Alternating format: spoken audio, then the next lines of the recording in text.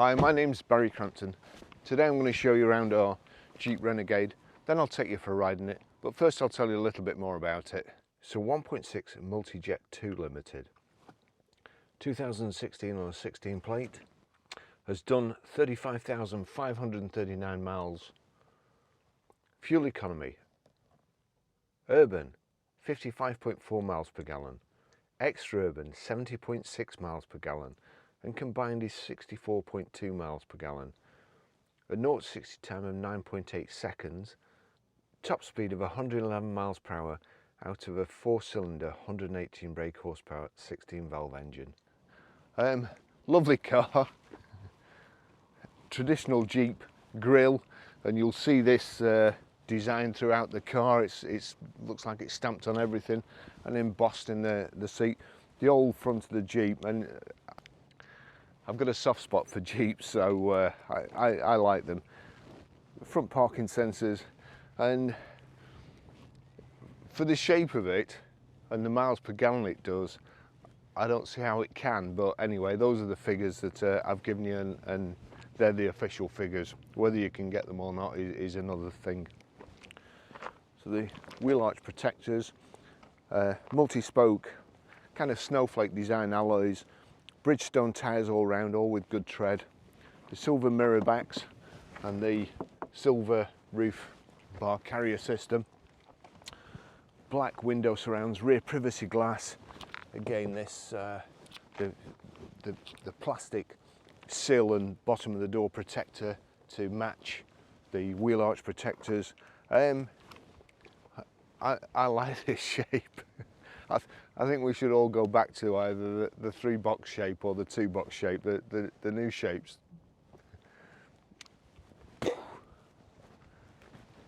Integrated rear tailgate spoiler, again privacy glasses carried around into the back window. I always go to look for the release under there, but it's actually down here. So plenty of room in the back there. Back seat split 60-40, hard rear load cover.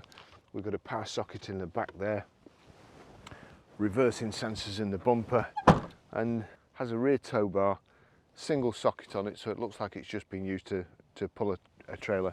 Nice, neat, squared off back of the car. When you're reversing, even though it's got reversing sensors, you still know where you are. If you can see this window, that's the back of the car. Really good functional car.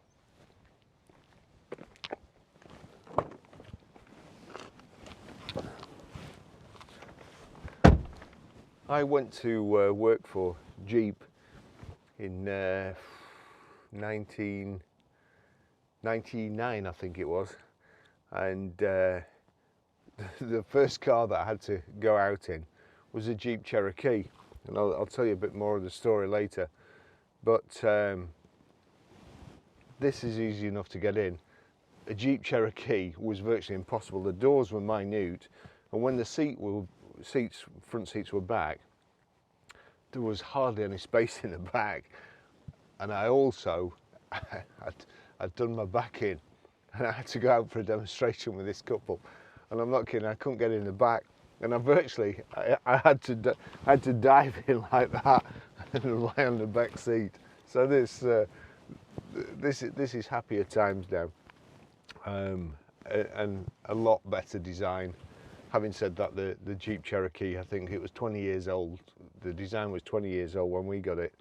Car's mint in the back here, just being careful to make sure I get my feet on the mats there. Lovely perforated leather, and I think it is leather, but don't take my word for it these days. There's all sorts of stuff to use. We've got the silver speaker covers, and in the speaker covers again you see the traditional grille design embossed. It's marked on just about everything, and you can see a Jeep coming from miles away and recognize the front.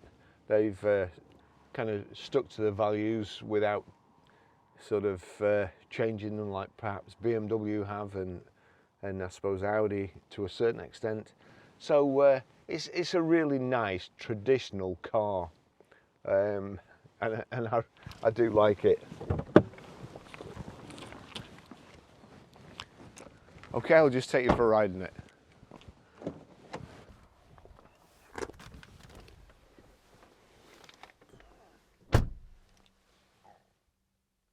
There's the Jeep key, proper ignition lock. If only it had a proper handbrake instead of one of these electric things, but I'm afraid they're all like that these days. And as you can see there, the Jeep grille motif embossed in the seat, in the speaker covers. I saw it somewhere else. Oh, there you go, in that cover there. So very proud of their old heritage. I suppose the old Willys Jeep. Oh, here we go. Let's just service history. 12th of 6, 2018 at 14,822 miles, Arnold Clark. 19th of the 6, 2019, 22,478 miles, Arnold Clark. 14th of the 12th, 2020 at 32,811 miles, Arnold Clark. And we've done 35,000 and something now. Just height and reach adjustable steering wheel. Just get that bit further down. And could do with the seat going a bit further down as well. That's way up. There we go. So handbrake off. We've got the eco button there, or stop start I think. So we'll knock that off as well. And away we go.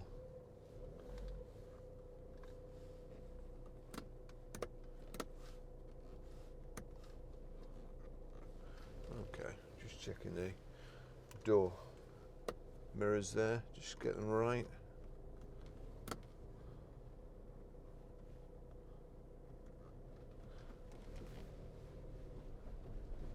So as I say, really nice car. If you want something practical, there's bags of headroom in it, loads of room in the back, plenty of ground clearance, as you can see from that car park there. And quite enjoyed the drive up. It's manual gearbox, nice enough.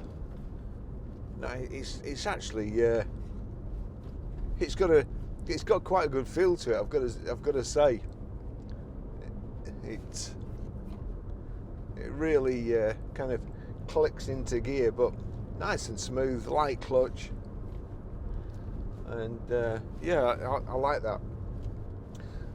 Leather seats, good level of specification. We've got the touchscreen sat nav. It's got Bluetooth hands-free, Bluetooth audio streaming. Let's say you can, I'll just put the map on there so you can kind of see where we're going.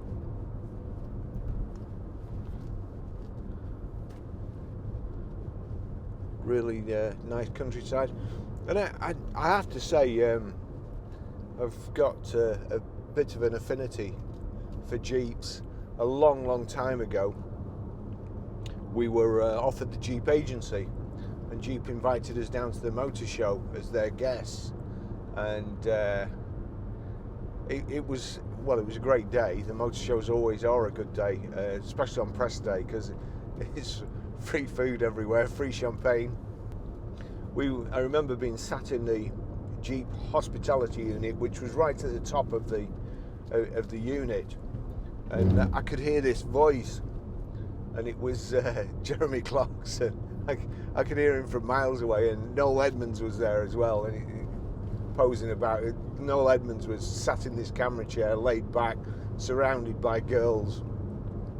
So you can tell how long that ago it was. But then I went to work for Jeep in '99, and I went for the interview. And while I was waiting to be interviewed, the sales manager was interviewing somebody else, another salesman.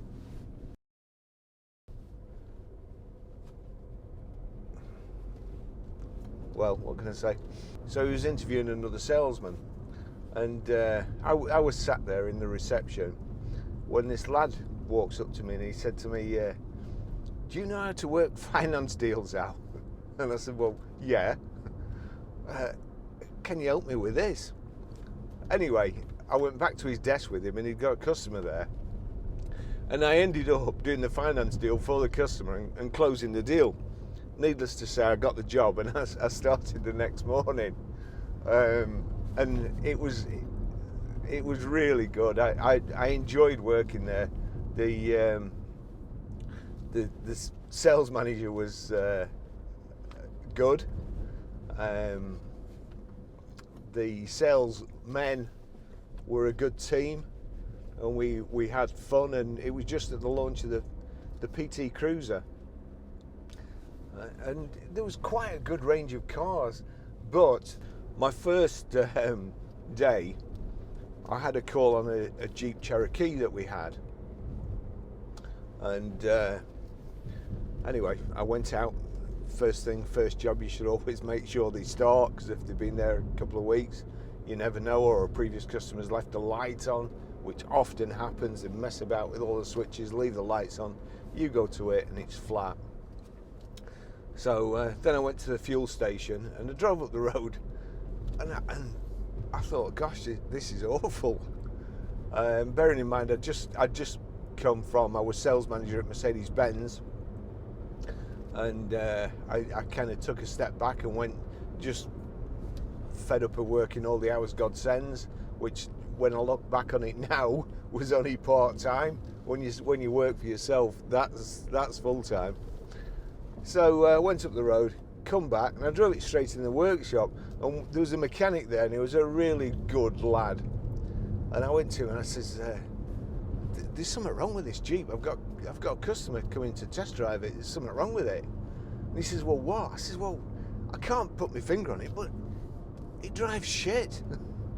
He says, yeah. He says, they all do. He says, don't worry about it. You're used to driving Mercedes-Benz. That's what these drive like. And it was the old Cherokee. It had this like ladder rack chassis, and it just drove awful. But a great time. I only stayed there about 3 or 4 months. It was Hatfields, and I can't remember the name of the people that owned it, father and son, but they were really good people. And after about 2 weeks, I'd set my own website up with the cars on, and the MD came to see me and said, you're wasted here. We'll find you a job as a sales manager as soon as possible. But sadly, I chose to move on to somewhere else, which I didn't like at all. Anyway, right, back to the car. So, Jeeps. What can I say? Wrangler Jeep, love them. I quite like the Jeep Cherokee, and I like the Grand Cherokee, and I like this. It's a good car. It drives really nice. I can't believe the miles per gallon that's stated, though. I mean, to be honest, something like this it's like the shape of a brick. So I wouldn't say it's fantastically aerodynamic. So how the heck they get that mileage out of them, I'll just never know. Having said that, it's the same shape as that Kia there. But to be fair, I mean, I'd be happy with if I got 35 miles per gallon out of this. 40 would be a bonus, and you should do that with ease according to the stats. So suspension's great, not too much tire noise. Bad road this, the tarmac's well worn, and there's still not too much noise. We have no rattles or bangs and knocks. Electric windows all round, the switches are here, that's just there, that's the door mirrors. We've got cruise control on the right hand side here. I think you probably have to switch it on there, cruise control ready, and then press that to set it. Not the best time to start cruise control there, just going around the corner. But the other thing, this has got its own cruise control, like all good diesel engines with lots of low-end grunt. At this moment in time, cruise control is off. I'm in 6th gear. No foot on the accelerator or the brake. Cruise control's off. It's doing 31 miles per hour, 30 miles an hour. At tick over, 950 revs. That's what I like about diesel engines.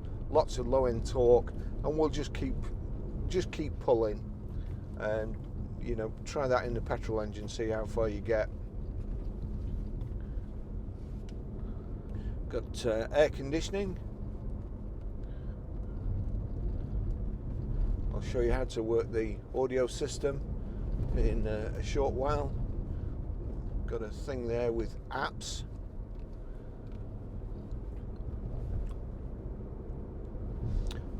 Auxiliary input. It's a good system. In the center of the screen there, click on OK. Display setup, and it gives you, there you go, 35,545 miles. It's got your trip computer.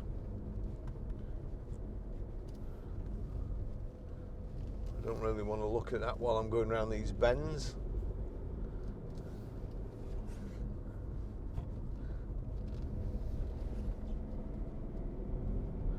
Especially when they all seem to be out today. There we go, what have we got there? So that's instantaneous fuel readout, the range you've got left on your fuel. Average, showing a 41.8 miles per gallon average at the moment, and I don't really want to go down that ravine. 41.8 miles per gallon average, which, as I say, I'd be happy with that. But that's bearing in mind that for the last hour while I've been taking photographs and videoing it, the car's been just ticking over. So it's not been going anywhere, and it's been using fuel, so that will have brought it down considerably.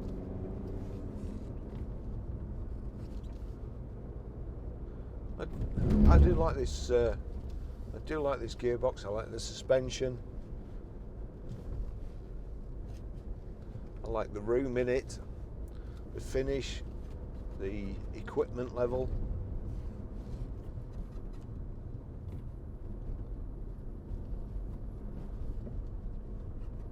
And the look. And round headlights. I don't know, you can't beat them.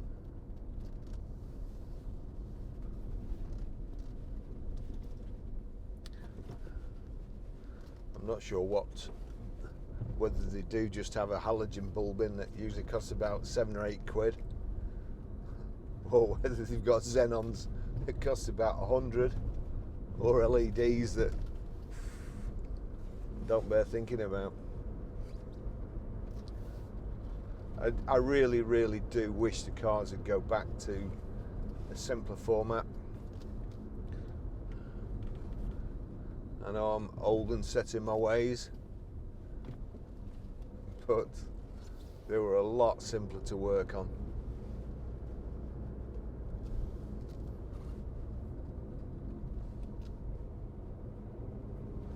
Let's just see if we've got, what else we've got. Driver assist. Lane sense disconnected, so lane departure warning. You know, I like the fact even on these. So again, I thought I'd switch that off. Even on the mirrors, a big Jeep, and everywhere you go in Italy, every product they make virtually, they've got the Italian colours on. So proud of everything they make, and yet in, go on Mr. Pheasant, in the UK, we've got a fantastic flag, and we should have Made in England stamped, or Made in Great Britain stamped everywhere, and a Union Jack. especially on Range Rovers and Land Rovers.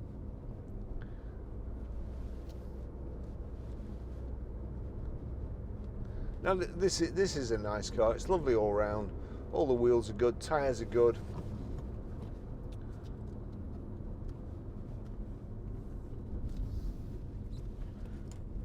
The only thing I've found so far is that I think the air conditioning system would benefit from a regassing, which will do.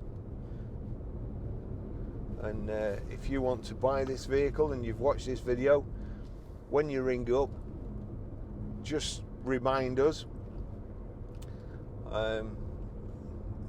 make sure we've done it.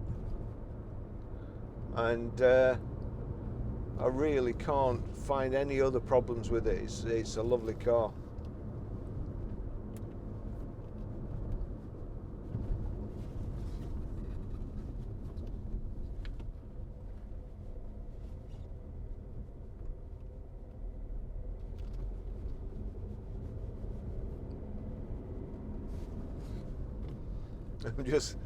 I'm just actually looking at those. They've got those steel ropes which are designed to stop pull a car back into the road rather than let it go over the top. But they don't look very high to me. There's one or two cars that I come up here in that would just go straight over the top.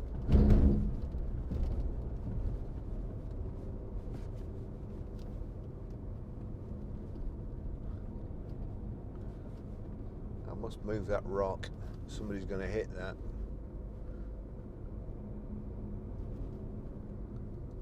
In fact, I'm going to do it now.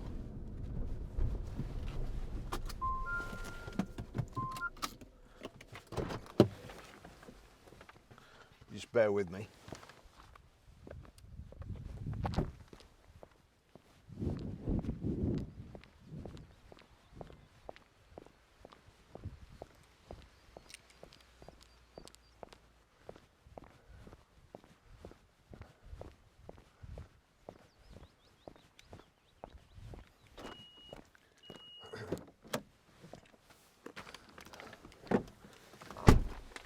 Sorry about that. Would be bad enough if you hit that in a car, but on a bike it'd be fatal, especially with that drop on the other side.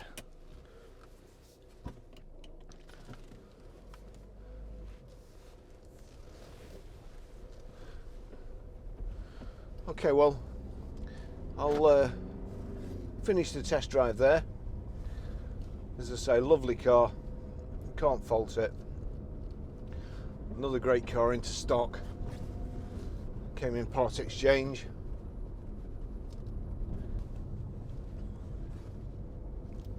You can't always, obviously, legislate for what you take in part exchange, but in this case, I think I'd have gone out and bought this vehicle for stock anyway.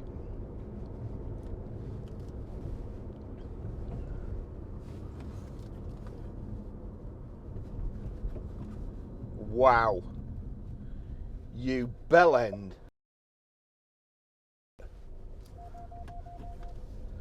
What an idiot.